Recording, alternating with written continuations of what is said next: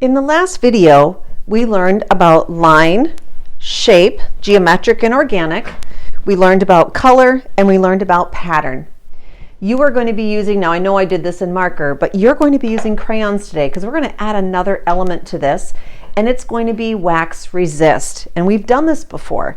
So we are going to move this aside. You're going to need a fresh piece of paper. And the first thing I want you to do is I want you to take a black crayon and I want you to draw maybe 5 lines going across. So 1, 2, 3, 4, 5. Okay, so 5 lines going across. And I want you to notice that each of my sections here are about the same size. Okay, if you want to vary them, you can. That's up to you. But try and get 1, 2, 3, 4, 5 lines so they go all the way down your paper, so you don't end up with this big area here. If you have another big area here, you could put in another line or 2. It's okay if you have more than 5 lines.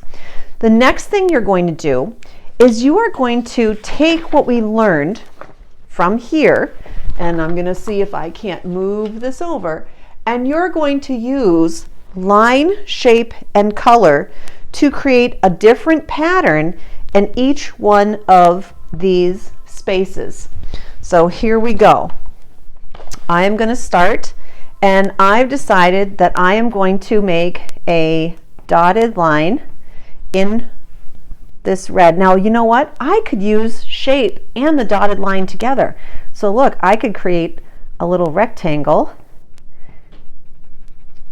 So this is still a line, it's just kind of a thick line. And I've taken so it's kind of a shape and a line kind of combined together. So that's one. So I'm going to create an ABC pattern. So there's A, and then I think I'm going to do over here, I think I'm going to do a circle. I hope you can see that. It's kind of a bright color, so it's not standing out as much.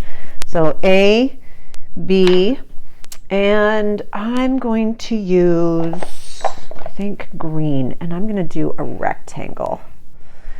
So this is my pattern, and I'm going to repeat my pattern.